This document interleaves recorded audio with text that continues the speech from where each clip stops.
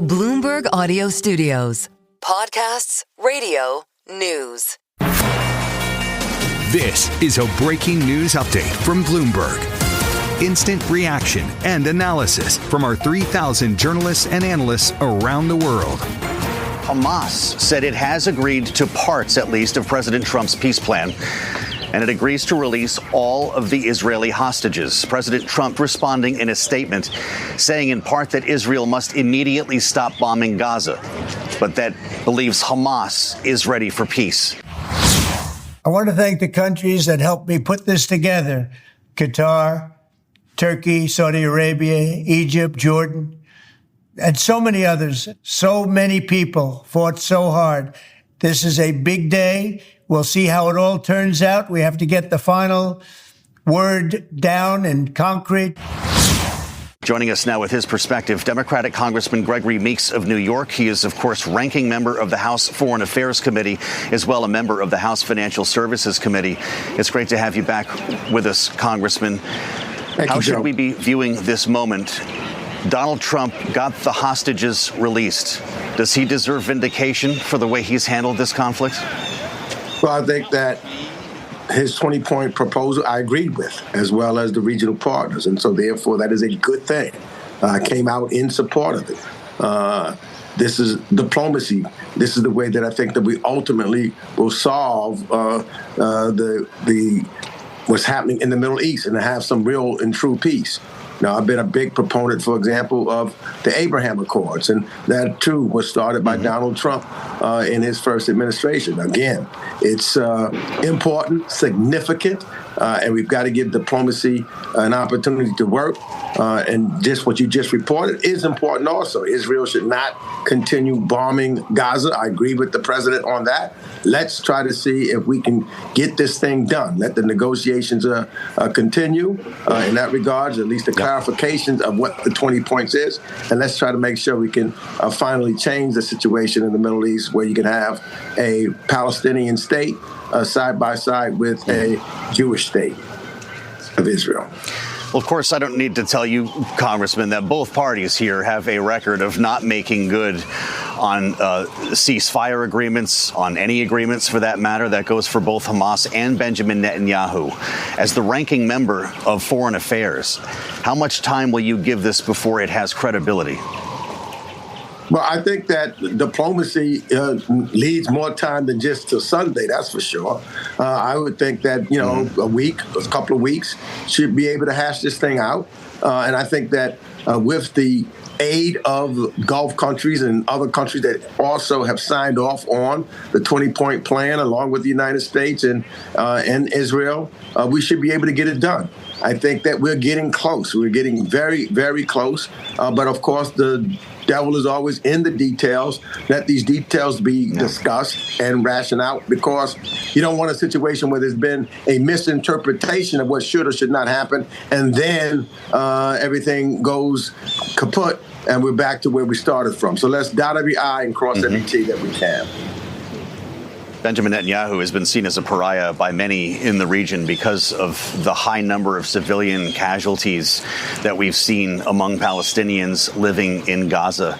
If this is real, Congressman, and this is, in fact, the path to peace, did we just prove that you must meet strength with greater strength? Well, no, I think that what we're doing now is we are using diplomacy. Ultimately, we know that just bombing your way out of this will not create a peaceful situation in the Middle East. So diplomacy has always been something that I've advocated. And what we've not been able to do to this point was to get an agreement on both sides. Diplomacy is always much harder and takes generally longer than just simply bombing or the military strikes. So we're at that point now, I think. And hopefully we can get across the tracks with an agreement that will make a substantial difference in the Middle East, where we can bring some true peace. And what's important, Congressman, as you can, really important, is that all of the Gulf countries and along with the Pakistanis are all involved in this. Our allies in Europe all agree with the 20-point plan. So we're at a point where, you're talking about hostages being released and humanitarian aid getting in.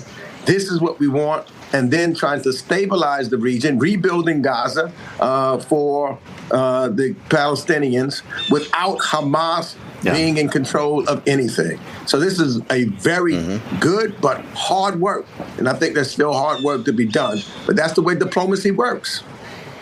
Well, it's good to have you, Congressman. Come see us when you get back into town. Democratic Congressman Gregory Meeks of New York. First reaction there from the House Foreign Affairs Committee on this breaking news on Hamas. Joining us now with details live here on Capitol Hill, Bloomberg's Eric Martin, who was just in Israel with the Secretary of State Marco Rubio only days ago.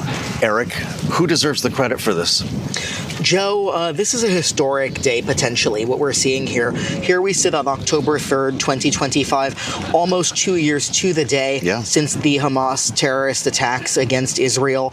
And seeing this message from Hamas in response to the president's 20-point plan. And in particular, what caught my eye is the president calling on Israel to stop the bombing now. As you mentioned, I was just a couple of weeks ago in Jerusalem with Secretary of State Marco Rubio and with Prime Minister Netanyahu, and I asked both of them about this long-planned Israeli offensive to go into Gaza City. Even as we were leaving for Doha, they were encircling Gaza City and planning for this increased escalation of the war. Very controversial in Israel. A lot of people concerned about this, and both of them telling me that if they could find a way to get the hostages out, to get Hamas to give up the hostages without escalating the war, that was, of course, preferred.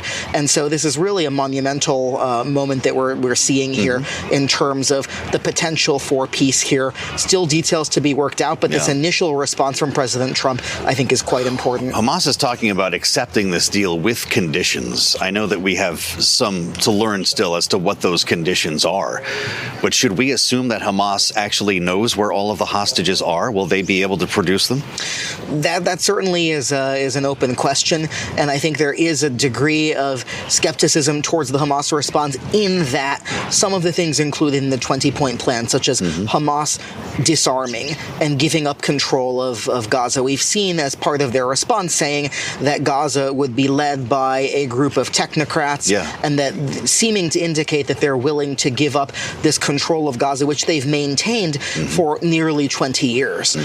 But of course, from the Israeli side, one of the fundamental things, and Prime Minister Netanyahu told me this in a press conference there, was to make sure that Hamas can never return in the way they did on October 7th. That's right. And for Israel, that means to make sure that Hamas cannot be a threat, does not have the weaponry to pose a threat to Israel in the way that they did, and to ever repeat anything approaching October 7th. Glad you could come see us, Eric. Thank you so much. Bloomberg's Eric Martin with us live on Capitol Hill, joining us now with her analysis. Wendy Sherman, the former Deputy Secretary of State in the Biden administration, now Senior Fellow at Harvard's Belfer Center. Wendy, I'm really glad you could be part of our conversation, and I'm wondering what you need to see to know this is real.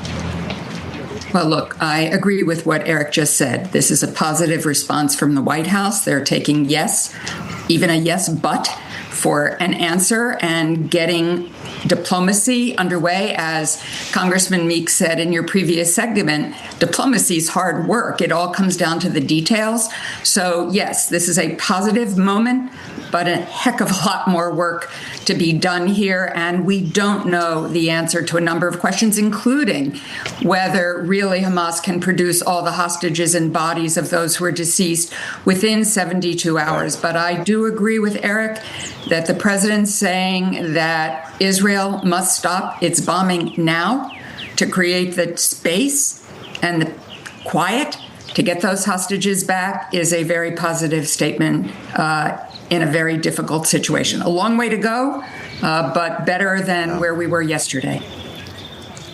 What do you make of the timing here, Wendy? The president posted on Truth Social another threat today, gave him a deadline, 6 p.m. Sunday, or all hell, as he has said, will break loose.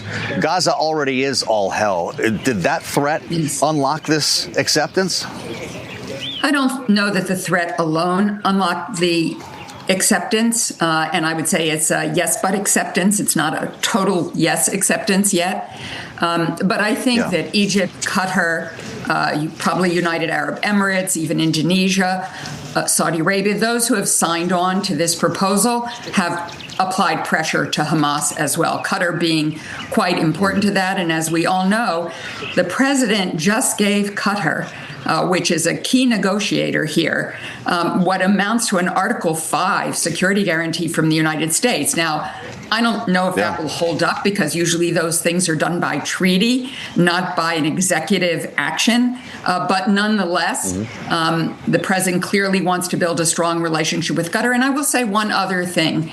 This probably, if it keeps going forward, puts the president in a slightly stronger position going into the APEC meeting at the end of October in the Republic of Korea in his negotiations with China, and how he is seen in the rest of the world, if he really can be the driving force to bring peace, not only to Gaza and the horrific conditions that the people in Gaza have been attempting to live under, some starving to death, desperately needing to get in. There is a lot of work to be done here, but as I said, we are in a better place today than we were yesterday. Well, assuming this is real, Wendy, and we project to rebuilding Gaza, this could also be extremely complicated. I know the president has talked about making this the Riviera of the Middle East or something, but how do you rebuild Gaza without removing significant portions of the population? I think the Riviera concept is a long way off. Gaza has been destroyed. The president has suggested that, and Israel has suggested that people move out of Gaza City, but they don't have fuel to do so. They don't have homes to go to. They don't have a way to move. They're worried about their children and their health. There is little health care left. Doctors Without Borders has left because it was such a dangerous situation.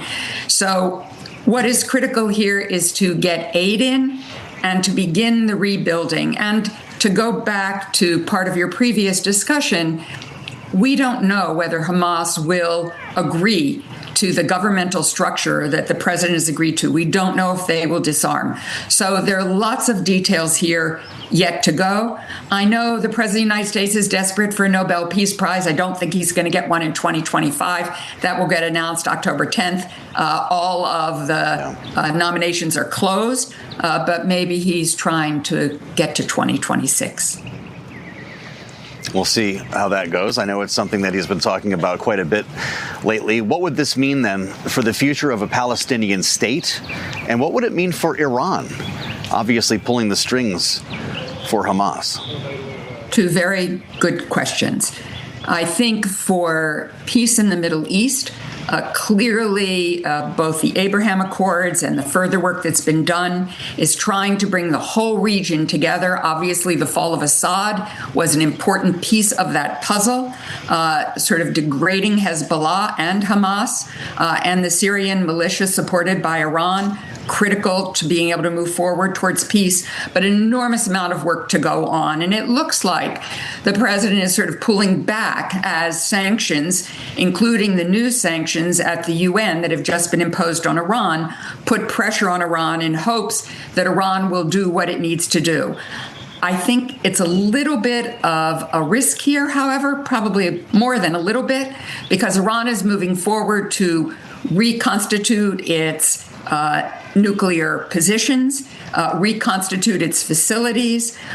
Even Israel has said that the huge amount of enriched uranium is probably still there. They have advanced centrifuges to increase the likelihood of getting all that they need for a nuclear weapon. And even if they haven't decided to go there yet, what I call hardliners, the Islamic Revolutionary Guard Corps, the Quds Force, is probably pressing to make that decision to go for a nuclear weapon. So I hope there's some back-channel discussions going on with Iran because we cannot really get to peace in the Middle East unless we can also deal with Iran. What would this mean for Iran's other proxies, like those in Yemen, for instance, who've been attacking ships on behalf of what's happening, or in protest, maybe a better way to put it, of what has been happening in Gaza? No, without a doubt. What they're doing in Yemen, still giving some support to Hezbollah, clearly still engaged in some ways, probably with Hamas, and still trying to see what else they can do in the Middle East. So your point is well taken, Joe. This is an issue that really shouldn't be sidelined. The administration should continue, as I said, even if it's through quiet back channels, to make sure that people don't take their attention away from getting what is necessary here in order to make sure that peace can be longstanding, if it can be achieved with ending the war in Gaza. Just lastly, Wendy, how does this end? If the deal is real, is there a signing ceremony, and who shows up for Hamas? Well, I don't know that there's a signing ceremony. I think that Qatar has really been the country that houses Hamas. Whether Hamas's leader would sign a document, I don't see that happening. But I do see a collective action in the Middle East if, in fact, all these details can be worked out. As I said, this is a good day, but there is still a lot of detailed work ahead. And I hope all of that detailed work, as the president seemed to indicate, is truly going on, because without it, there are a lot of pieces of the 20-point proposal that Hamas did not address, and we need those answers. Yeah. A hopeful Wendy Sherman, senior fellow at Harvard's Belfer Center, former Deputy Secretary of State in the Biden administration. Wendy, it's great to have you with this breaking news. Thanks for your insights.